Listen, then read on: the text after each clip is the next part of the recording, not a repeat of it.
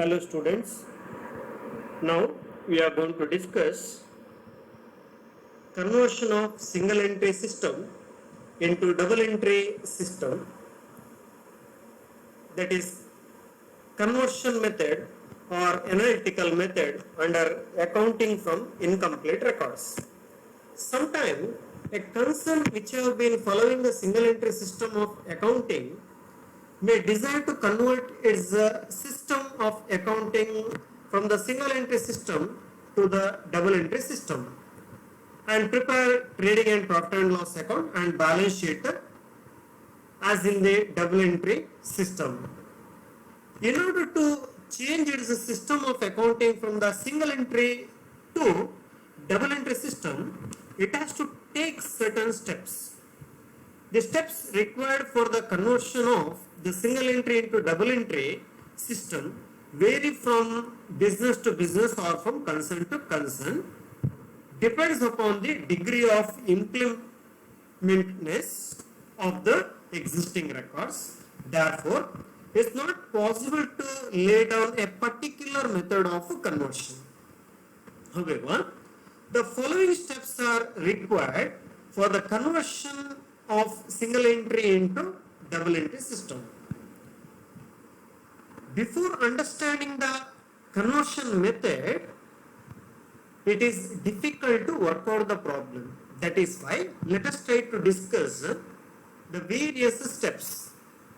For the purpose of converting single entry into double entry system, we are going to follow 4 steps.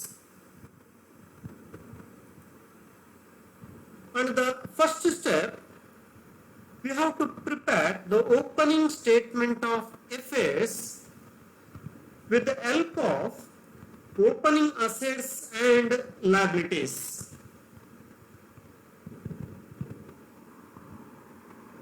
And ascertaining the opening capital if the opening capital is not given in the problem. Sometimes they are not going to give opening capital in the problem. If the opening capital is given in the problem, please try to understand, if the opening capital is given in the problem, it's not necessary to prepare an opening statement of affairs because obviously opening capital will be available or is available in the problem. If the opening capital is not given, then we need to prepare the opening statement of affairs. In the second step, we have to prepare the cash book or cash account of a bank account or cash or bank account.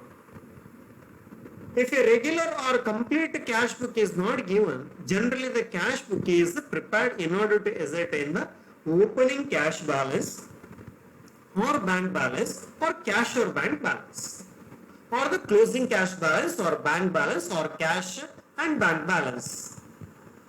Even if both the opening cash balance or bank balance or cash and bank balance and the closing cash balance or bank balance are given, it is advisable to prepare the cash book because in that case, any differences in the cash book may be treated as either drawings, cash purchases or sundry expenses.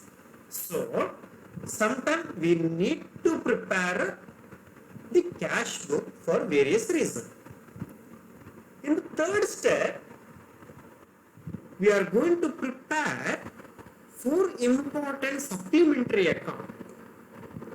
And it is not necessary that we have to prepare 4 accounts, it depends on the problem. If the item is given related to all the 4 account, then we need to prepare all the 4 accounts which we are going to discuss now. If not, based on the information, we are going to prepare the successive 4 accounts. And third step, we are going to prepare bills receivable account, bills payable account, total debtors account and total creditors account. The bills receivable account has to be prepared. Try to understand. The first we have to prepare bills receivable account. The bills receivable account has to be prepared if there are bills receivable it has to be prepared in order to ascertain the closing balance of bills receivable or the opening balance of bills receivable or the bills receivable received from the debtors during the trading period or the cash received against the bills receivable. So, what are the items included under bills receivable account? In the debit side, we have two balance brought down. There's nothing but opening bills receivable, and second one, two sundry debtors, bills receivable received from the debtors. And credit side, we are having by cash received from the bills receivable, by sundry debtors, by sundry creditors, and closing bills receivable. The next one, we are going to prepare second one, bills payable account has to be prepared.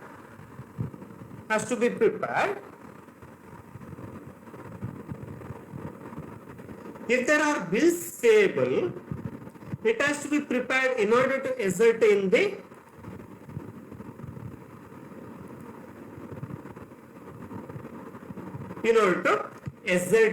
closing balance of the bills payable or the opening balance of bills payable or bills payable accepted or issued to the creditors. The items included under bills payable account are to cash that is paid to bills payable or bills payable honored, sundry creditors that is bills payable dishonored, closing bills payable, there's a two balance carried on. In credit side, we are having opening bills payable, that is by balance brought down, by sundry creditors, that's by bills payable issued to creditors. These are the items included in the bills payable account. So, based on the problem, we are going to prepare bills receivable account and bills payable account. Next, we are going to prepare third one, very important account, third and fourth. Most of the problem it includes, and we need to prepare that. Third one is total debtors account. It has to be prepared in order to find out the credit sales or closing balance of debtors or opening balance of debtors or cash received from debtors. There will be any one balancing figure will be there. I repeat, either there will be a balancing figure of opening debtors or closing debtors, cash received from debtors, or we can say creditor sales. So, out of these four, any one may be the balancing figure. The various items included under total debtors accounts in the debit side, to balance brought down, there's opening debtors. Then we are having a credit sales in the debit side, second item. So opening debtors as well as credit sales may be a balancing figure. Two bills receivable dishonored. Two creditors bills receivable endorsed to creditors dishonored. To cash paid to debtors. To interest charged to debtors. To carriage or any other expenses charged to debtors. And in the credit side we are having by cash received from debtors. This may be the balancing figure again. And second one by bills receivable. Next we are having cash sales return or return inwards. Most of the time this item will appear, common item it is. Which one? Sales return or a return inwards. Bad debts, common item. That's the bad debt written off. By discount allowed to debtors, not discount received, discount allowed. It comes under total debtors account credit side. Common item it is again.